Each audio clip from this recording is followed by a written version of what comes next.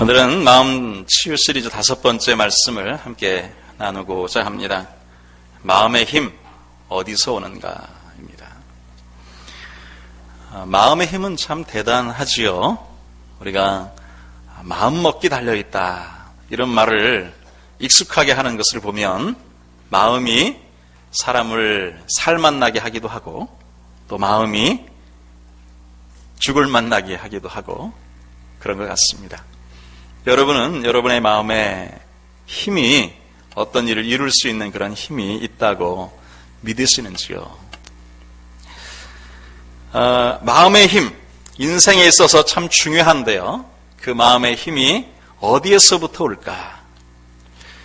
많은 사람들 또 많은 심리학자들은 이렇게 이야기합니다. 당신의 마음에 있는 힘은 당신 마음의 잠재력으로 있습니다 라고 이야기를 합니다. 하나의 어떤 실험을 했는데요. 그 실험이 책자로 나왔는데 아주 조그만 책자인데요. 로봇의 마음을 훔친 병아리라는 책자가 있습니다. 로봇의 마음을 훔친 병아리, 좀 심상치 않은 그런 책 제목이죠. 어떻게 로봇, 이 쇳덩어리에 불과한데 그 로봇의 마음이 있는가? 또 그 로봇의 마음이 어떻게 병아리가 그 마음을 훔쳤을까? 좀 이해하기가 어렵습니다. 그런데 한 프랑스의 그 의사이면서 심리학자가 재미있는 실험을 했습니다. 한 상자 안에 로봇을 하나 만들었어요. 만들어서 로봇을 그 안에 넣어놨습니다. 그럼 그 로봇이 직진을 하는데요. 쭉 직진해서 상자의 벽을 만나면 그 다음에 무작위로 어떤 방향으로 움직일지 모르는 거예요. 어떤 방향으로 탁 방향을 트는 겁니다. 벽을 만나면 또 방향을 틀고 벽을 만나면 또 방향을 틀고 해서 그 상자 안에서 로봇이 계속 움직이는데 그 상자 안에 갓 태어난 병아리를 넣어놨어요. 병아리를 넣어놓으니까 아주 희한한 일이 발생한 거예요. 로봇이 병아리 주위에서만 움직이는 거예요. 이해가 되세요? 저는 무슨 말인가 처음에 이해가 안 됐습니다. 근데 이런 겁니다.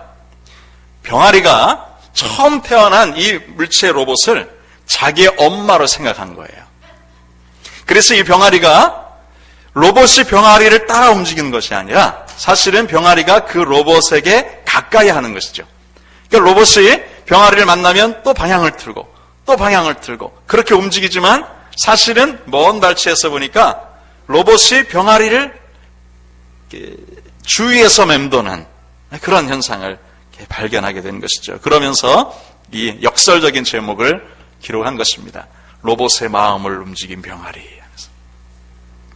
이 병아리와 로봇이 무생물과 생명체이지만 서로 연결되어 있는, 마음의 끈이 연결되어 있는 그 모습을 보면서 심리학자 임연수의 의사가 이야기하는 것입니다. 사실은 우리의 인생 생활 속에서도 똑같다. 똑같이 서로 마음의 힘이 주어지는 사람들끼리 같이 다니게 되고 마음의 힘, 긍정적인 효과를 보여주는 사람들끼리 만나고 싶어하고 마음의 힘을 주는 사람들 안에서 교제가 풍성해진다 하는 것을 발견하는 것입니다. 심리학의 이야기를 했으니까 조금 더 이야기를 나누겠습니다. 심리학의 어떤 사람 사이의 마음에 있는 효과를 이야기하는 것 중에 스티그마 효과라는 게 있습니다.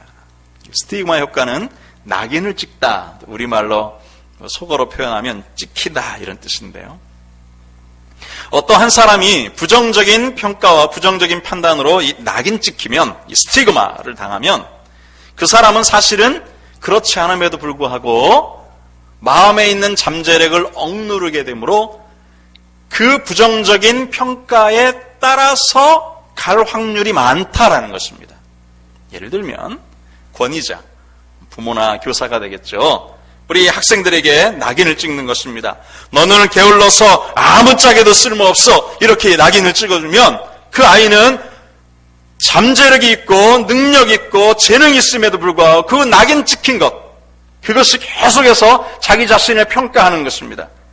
물론 극복해내는 사람들도 있을 거예요. 그러나 아이면 아이일수록 자신의 잠재력을 억누르고 스스로 그런 사람이 되어져가는 확률이 많다는 것입니다.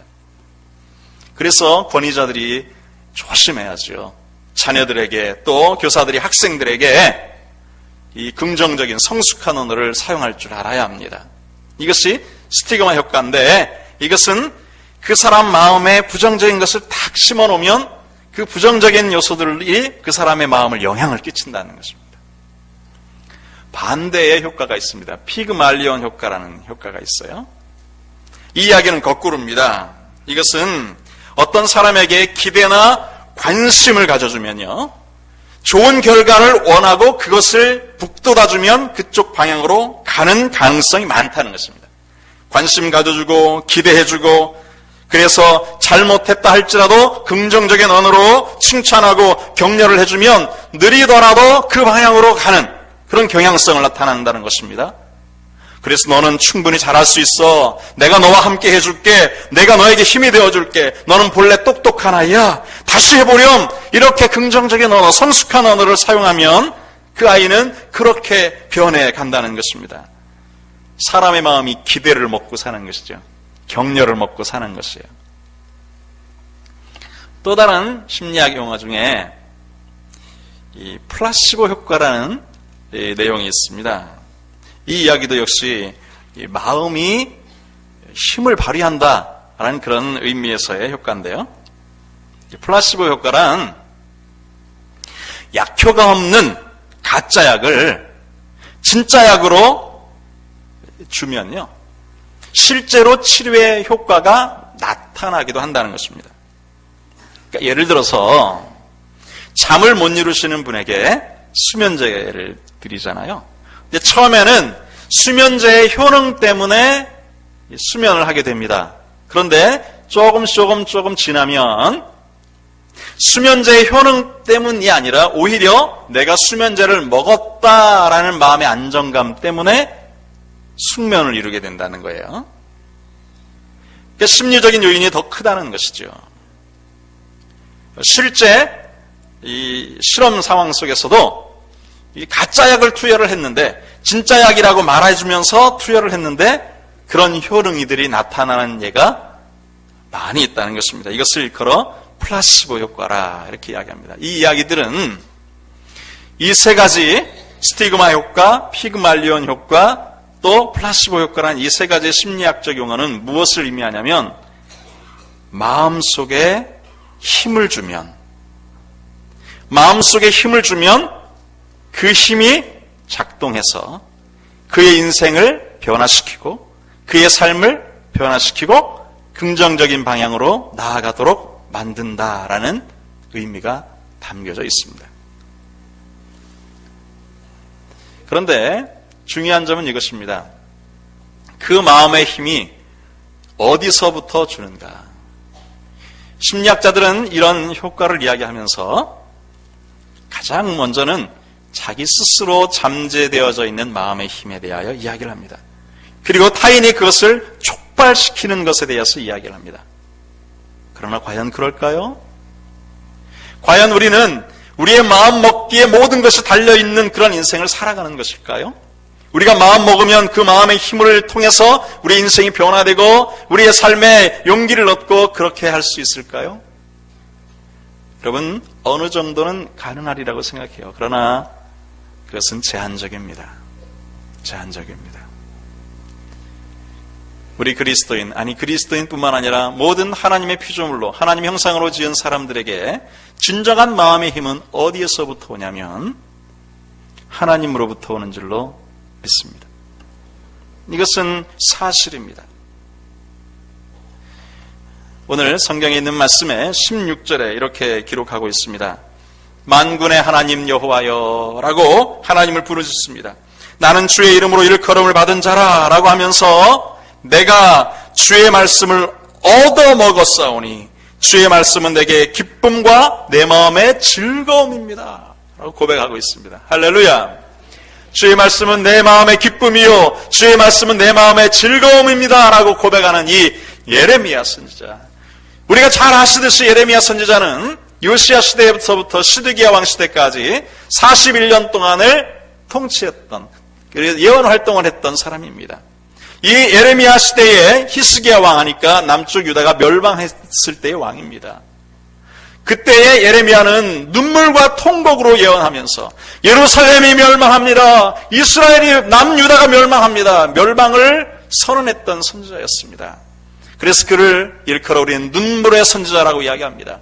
눈물로 예언 활동했는데 돌아오는 것은 감옥의 수치스러운 것들이 돌아왔습니다. 많은 역경과 힘겨움이 그에게 왔습니다. 그런데 그 눈물의 선지자가 지금 우리가 읽은 본문 말씀 16절에 무엇을 이야기합니까? 기쁨을 이야기합니다. 즐거움을 이야기합니다. 그가 기쁨과 즐거움을 얻을 수 있었던 것은 환경의 변화가 아니었습니다. 그가 기쁨과 즐거움을 노래하는 것은 그의 마음 가운데 내가 기뻐해야지, 내가 즐거워해야지, 내 스스로 마음의 힘을 얻어야지라고 의기분발했던 그 스스로의 잠재력을 통해서 얻었던 것이 아닙니다. 무엇을 얻었을까요? 제가 읽었는데 같이 읽어볼까요? 화면 띄워주시고요. 16절 같이 읽겠습니다.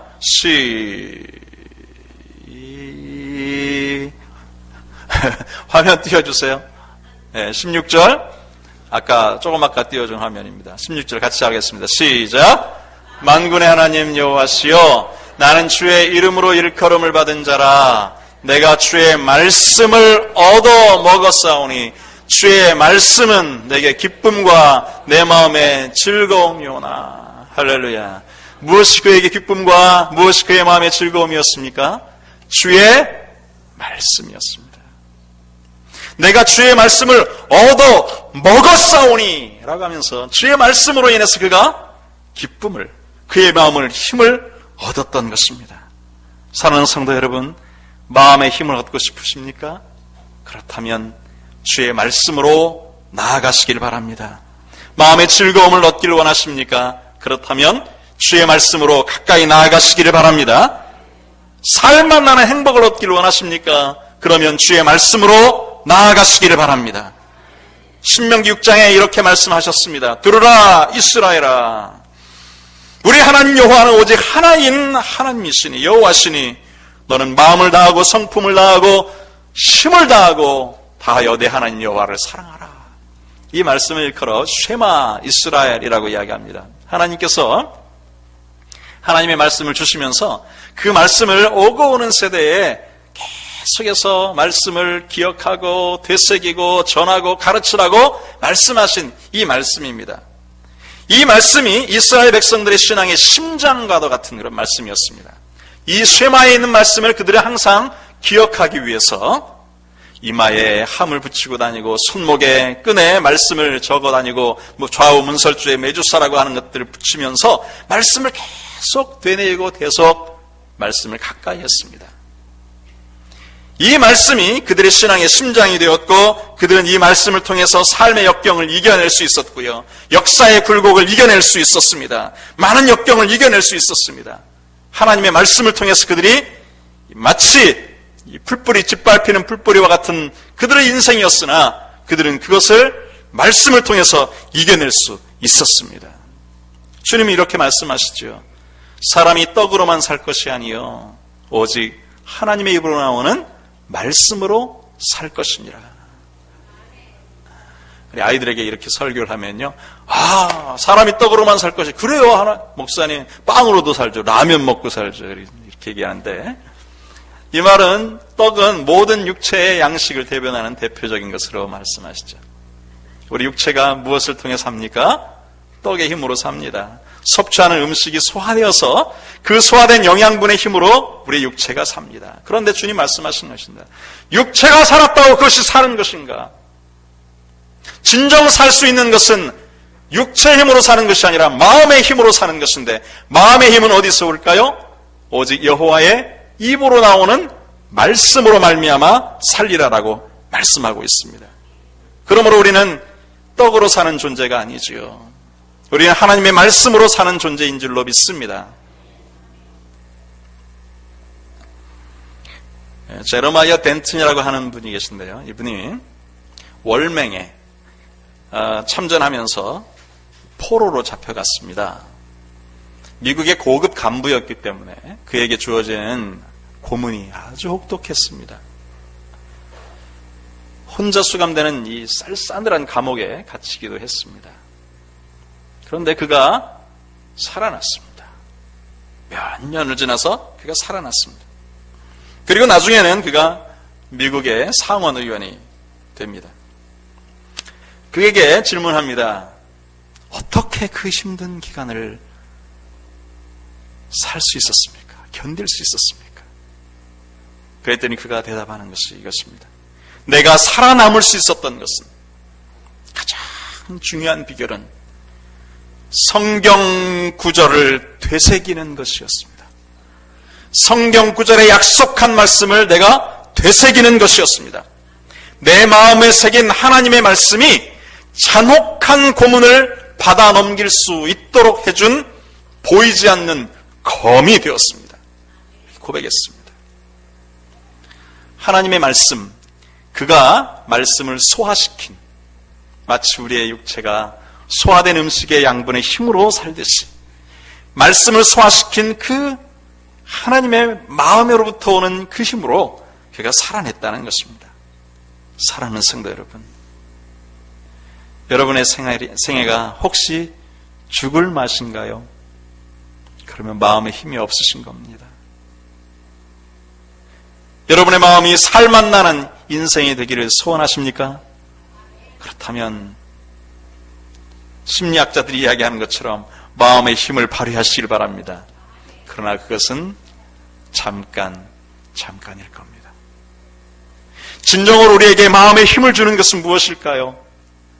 그것은 우리를 말씀으로 창조하신 그 말씀이, 우리에게 생명을 주신 하나님의 그 말씀이, 나를 말씀으로 온 세상을 창조하신 그 말씀이, 하나님의 말씀의 그 위력이, 그리고 그 말씀을 내가 받아서 마치 육체의 양분을 위해 음식을 소화시키는 것처럼 하나님의 말씀을 나의 말씀으로 소화시킬 때 그 말씀이 나의 마음에 힘이 되어서 넉넉하게 이 세상을 살맛나게 살게 될 줄로 믿습니다. 어느 유명한 화가가 제자에게 그 과제를 냈습니다. 인물화를 그려오는데 본인이 그려오고 싶은 인물, 어떤 인물화든지 그려와라, 그렇게 했습니다. 그러니까 어느 수제자가, 어느 학생이 인물화를 아주 정밀하게 그렇게 그려왔습니다. 그려온 그 인물의 내용이 예수님이었어요. 예수님의 그 인물화를 제출한 겁니다. 이 스승이 그 인물화를 다 보았습니다. 다 보고 나서 이 학생에게 이렇게 이야기를 해 주었다고 합니다. 학생, 자네가 그분을 더 사랑한다면 더 좋은 그림이 나왔을 걸세. 맞는 말이죠. 우리가 개나리를 그릴 때 개나리를 더 사랑하는 마음으로 관찰하고 그린다면 더 좋은 그림이 나올 거예요. 대양을 그릴 때 바다를 사랑하는 사람이 더 좋은 대양의 그림을 그릴 거예요. 해바라기, 태양 모두 다 그럴 거예요. 그처럼 이 화가가 이야기한 것입니다. 자네가 예수님을 더 사랑한다면 자네의 그림, 더 좋은 그림이 되었을 걸세. 여러분, 우리가 하나님의 말씀을 가지고 살아가는 그리스도인들입니다. 말씀을 가지고 살아가는 그리스도인들에게 우리의 모습은 이렇게 나타날 수 있을 것입니다. 어떤 분은 하나님의 말씀, 예수 그리스도를 믿을 때만, 혹은 예배를 통해서 예수님의 하나님의 말씀을 들을 때만 말씀을 가까이 하고, 다른 시간에는 말씀을 대하지 않는, 말씀을 개인적으로 읽지도 않으시고요, 말씀을 묵상하지도 않으시고요, 말씀을 가까이에서 듣지도 않으시고요. 그래도 우리는 신앙생활이라 이름하는 생활을 할 수 있습니다. 그런데 한 단계 더 나아갈 수 있기를 바랍니다. 어떤 분은 말씀에 대해서 이렇게 생각할 수 있을 것입니다. 내가 신앙생활 하니까 하나님의 말씀을 지켜야지. 하나님께서 주일을 성수하라고 하셨으니 주일을 거룩하게 지켜야 돼. 하면서 말씀을 그 명령에 따라 순종하는 것입니다.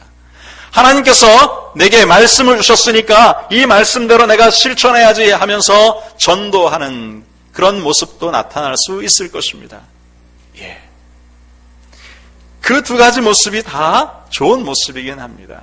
하지만 하나님의 말씀을 통해서 들을 때만 가까이 하시는 분은 우리의 삶 속에 주일날만 반짝하지 나머지 시간엔 마음의 힘을 얻을 근원이 없어서 지치고 피곤하고 어려운 시간을 갖게 될 것입니다. 또 말씀에 있는 이 성경의 말씀의 명령을 주님의 말씀인 줄 알아서 순종하는 것에만 마음의 포커스를 두면, 삶의 포커스를 두면 삶이 변화되긴 하지만 매우 힘들고 어려울 것입니다. 주님 말씀하신 그 내용들이 너무 내게 버거운 거예요. 실천하기 버거운 거예요. 이 말씀, 그 말씀하셨으니 이렇게 실천해야지. 그 말씀하셨으니 또 이렇게 해야지. 그 말씀하셨으니 이렇게 해야지. 마치 우리가 기계적인 그리스도인처럼 기계적으로 순종하는 것에만 익숙하다면 지치고 힘들 것입니다. 혹시 우리가 신앙생활하면서 지치고 힘들면 진단해 보시길 바랍니다. 혹시 내가 하나님의 말씀을 기계적으로 순종하는 것이 아닌가? 내가 기계적인 그리스도인이 되어져 가지고 있지 않는가? 그런데 또 이런 분이 계실 수 있습니다. 하나님의 말씀을 되새기는 것입니다. 그 말씀을 통해서 사랑이신 하나님을 발견하는 것입니다. 그 하나님과 함께 교제하는 것입니다. 하나님께서 내가 너를 사랑한다 하는 그 말씀을 그대로 아멘 마음에 받는 것입니다. 내가 너를 위해서 먼저 십자가에 죽었다라고 하신 그 말씀을 마음으로 받는 것입니다. 내가 너와 함께 하기를 원한다라고 하신 그 말씀을 묵상하는 것입니다. 어렵고 힘들 때마다 이 말씀이 마음의 힘이 되어서 그 말씀을 통해서 친밀하신 하나님과 교제하며 나아가는 것입니다. 이것이 바로 하나님을, 예수님을 사랑하면 더 좋은 그림을 그려내는 화가처럼 하나님을 사랑하면 더 좋은 말씀으로 우리에게 그 말씀이 마음에 힘이 되어지는 것이지요. 말씀을 되새기시길 바랍니다. 말씀을 묵상하시길 바랍니다. 히브리서 4장 12절에 이렇게 말씀하십니다. 하나님의 말씀, 그 말씀은 살아있고, 우리 한번 같이 읽어보실까요? 시작. 하나님의 말씀은 살아있고 활력이 있어 좌우의 날선 어떤 검보다 예리하여 혼과 영과 및 관절과 골수를 찔러 쪼개기까지 하며 또 마음의 생각과 뜻을 판단하나니. 할렐루야. 하나님의 말씀은 활력이 있으시대요.